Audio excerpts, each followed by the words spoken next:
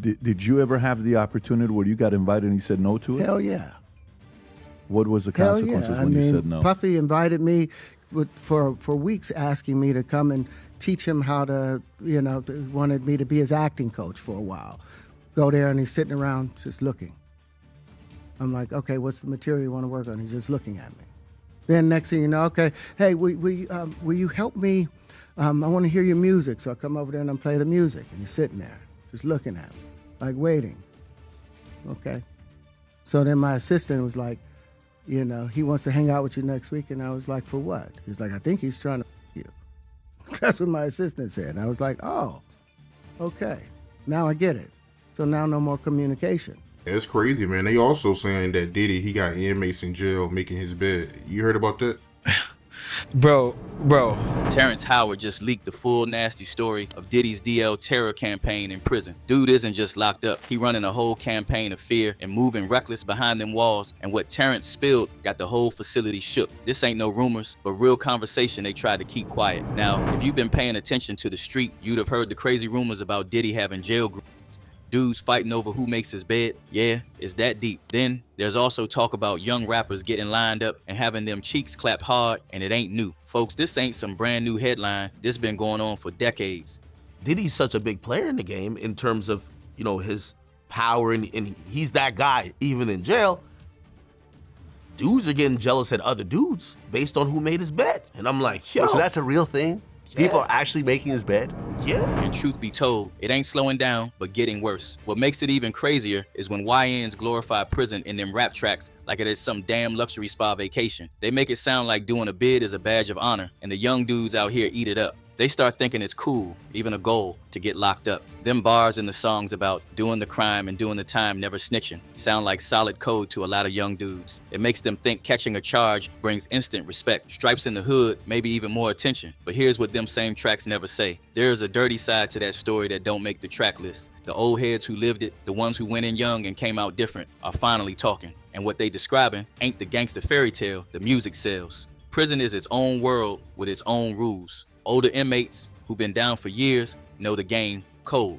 They size up the new faces the second the gate closes. Young dudes come in thinking they tough because they had a Glock and a mask on the outside. Take that away, drop them in at 145 pounds, and suddenly they surrounded by people who've been training every day for a decade, waiting on fresh arrivals. The long game starts quiet, make the young one feel safe, like somebody got his back against the real wolves. Then, when the guard is down, the power shift happens. Vernon went on Real Life Stars and laid it out without holding back. He met an older head inside, thought it was just a homie, playing cards, chilling. One day, that same person crossed the line with no warning. Vernon said he never fully recovered even after walking out. Fredo Bang talked about seeing young dudes lose their standing by force, something he wished he could unsee. Rico Reckless and others described the same savage side of the system. Eddie Mathis said he watched young ones get passed around like it was nothing. The older ones play it open sometimes, treating it like just another day. I had already been hanging out with him most of the day in, day out, sitting in the cell,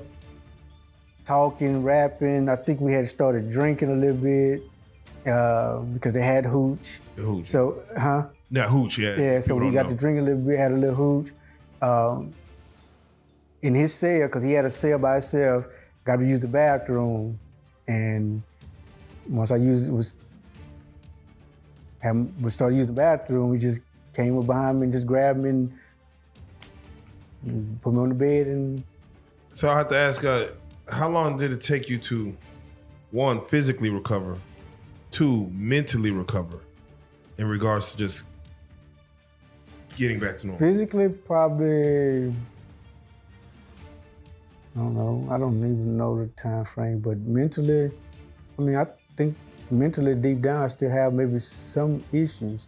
Because even at one point, once I got to North Carolina, I started going to therapy. I started seeing a therapist, and for 10 years, I was in and out of therapy.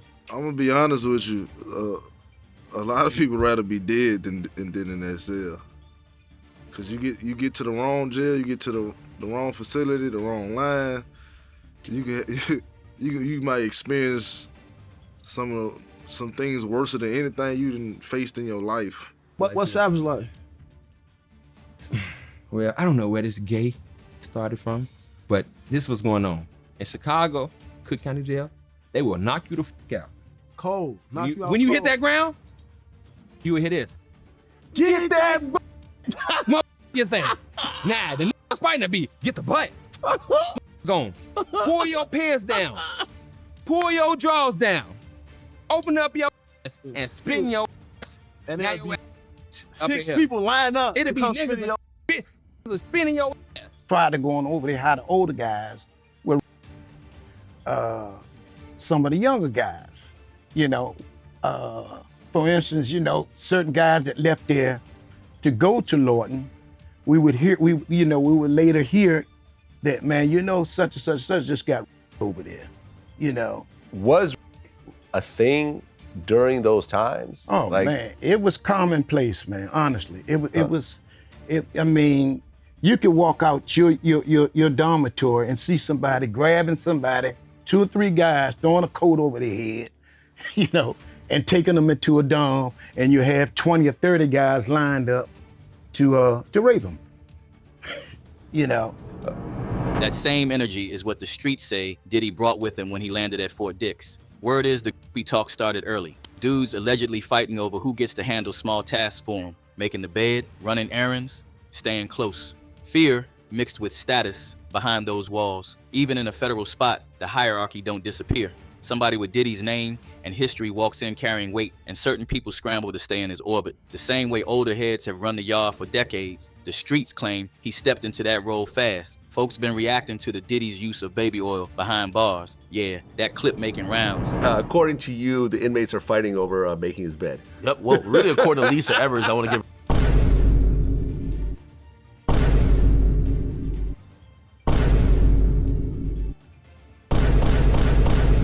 Then, the health rumors started stacking. Prison staff whispers about an outbreak linked to the same circles. Allegedly, AIDS. And now his STD report's been confirmed. Word is, he's already spread the virus among his in jail. But here's where it gets dirtier. Folks been whispering about Diddy's bedroom lifestyle for years. The down-low freakiness, the male escorts, the secret flights, and shut-door parties. Everybody knew Diddy was wild and reckless. Word is, he was throwing them freak-offs, hiring both men and women. No protection, no boundaries. Just oil and raw smashing. Y'all remember when the feds raided his cribs and found damn near 1,000 bottles of baby oil? But no mention of protection kits. Nothing that even hinted at safety. Just vibes and STDs swirling in the air.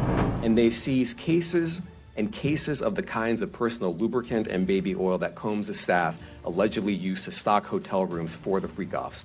More than 1,000 bottles altogether. Jaguar Wright been loud for a minute, claiming Diddy been dealing with serious diagnosis talk for years and that the problem stretched wider than one name. Multiple women outside already came forward talking herpes connected to people in that orbit. Jonathan Oddie resurfaced from old statements, claiming he caught something during encounters tied to that world and that a quiet settlement followed. Craig Mack, one of the early bad boy names, passed from AIDS-related issues years after leaving the label. Kim Porter's name got dragged back into the conversation with fresh questions about what the real reports might have shown. Every time another name from that circle surfaces with health trouble, the streets connect it back to the same parties where protection allegedly never mattered. Could have that opportunity just like everybody else. I mean, he actually caught HIV, like having like a lot of women. Oh yeah, let's just go down the rabbit hole of all of his sins. I'm just saying. You want to know what's wild about that though? He faced that head up. He did. And he didn't stop. And he didn't stop doing what he's done. He an advocate. Now he did that. And Period. Listen to me. He faced that head up. How many dudes is running around undetectable? G. Come on. In the game. Man. Because I could tell you 20 right now that I could rattle off names. You know, the next thing is, man, Craig Mack was the one that jumped Bad Boy off. And you know, and so bad that Craig Mack, who died from AIDS, that man, he got brainwashed so bad from Diddy and got done so wrong. The man went to South Carolina and joined a cult with his family until he died of AIDS a few years ago. It gets darker because this is where Terrance Howard's name slides in and changes the temperature. He was never best friends with Diddy, but they ran in overlapping circles, same events, enough contact for it to count. After the arrest and the indictments, Terrance stayed quiet for a stretch. Then he hit the PBD podcast and opened the door. He accused Diddy of making wild, uncomfortable advances that he shut down on the spot. He said he lost major deals because he refused to bend. In his words, he kept his man card when a lot of people in the industry gave theirs up a long time ago. The internet lit up with respect, people saying they finally understood why Terrance stayed scarce, others calling for more men to speak the same way. He went further, claiming a lot of successful male names stay hooked on substances just to forget the shame of what they traded away. Even Cat Williams been loud about this for a minute. Did you ever have the opportunity where you got invited and you said no to it? Hell yeah. What was the Hell consequences yeah. when you said no? Puffy invited me for weeks, asking me to come and teach him how to, wanted me to be his acting coach for a while. Go there and he's sitting around just looking. I'm like, okay, what's the material you want to work on? He's just looking at me. Then next thing you know, okay, hey, will you help me? I want to hear your music. So I come over there and I play the music. And he's sitting there just looking at me, like waiting. Okay. So then my assistant was like, he wants to hang out with you next week. And I was like, for what? He's like, I think he's trying to you. That's what my assistant said. And I was like, oh, okay. Now I get it. So now no more communication. And if you stand against them, then they sometimes have a problem. But we don't let that change the content, because that's all you know me for, is that I'm quite likely to tell the whole truth and nothing but the truth, so help me God. Now, I've had to turn down $50 million 4 times. 4 times. Just to protect my integrity and that virgin I was telling you about.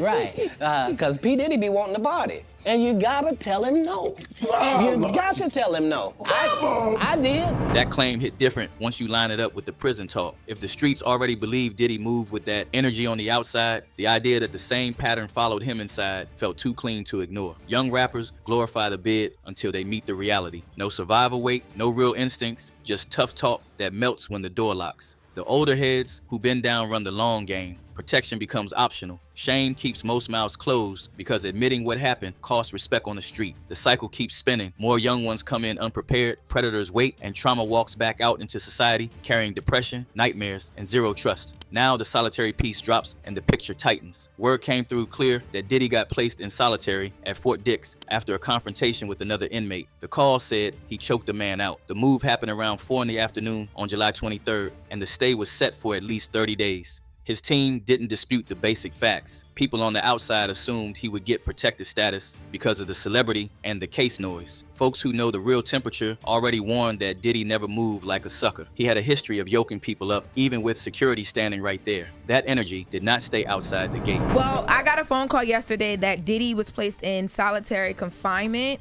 because he beat up a man. I was told, literally, the phone call was, hey, Diddy choked the man out. He was placed in solitary confinement yesterday, July 23rd, around 4 o'clock p.m. And he'll be there for at least 30 days is what I was told. I reached out to Diddy's team. At the time, they knew I was calling, but they still trying to figure it out. They said that they don't know either way, but they didn't dispute my phone call. What happened, though? So all that I know and all that was mentioned to me, I don't know every detail.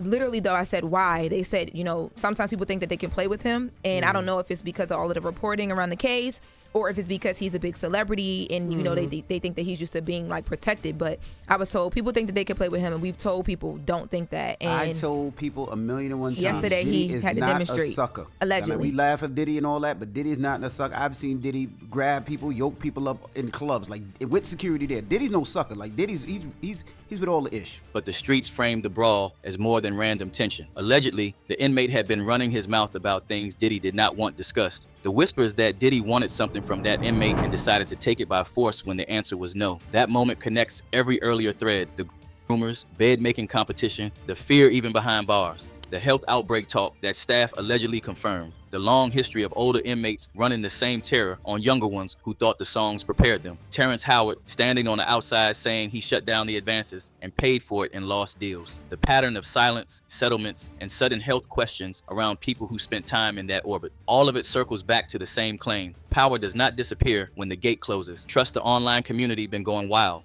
One user wrote, "This was amazing. For years, the media has made Mr. Howard out to be a crazy person. He was a great actor who went crazy after the Iron Man and got blackballed. involved. This man is not crazy. Another user said, why, as an inmate who may have nothing on the outside, would you not want to try get yourself in a position where a billionaire owes you a few favors? Yet this user said, Diddy is a boss. He knows how to get what he wants and use others for his benefit. He's been doing it since the 90s, if not 80s. This dude goes, Diddy run the cell block. Everyone eat good, and phone calls for everyone, all good. Other folks are asking, what happens when the same energy that ran the parties and the private flights lands in a place where the only currency is power and silence? Now over to you. How many more young dudes have to learn the hard way before the streets stop treating the bid like a flex? How deep does the terror run when even a name like Diddy ends up in solitary over the same power moves the old head's been running for years? And if the health rumors and the talk keep stacking, who else is carrying the same weight once the sentence ends? Drop your thoughts in the comments. And if you're riding with unfiltered heat, don't just scroll, lock in, tap like, subscribe, and keep it rolling with the next jaw dropper loading up now.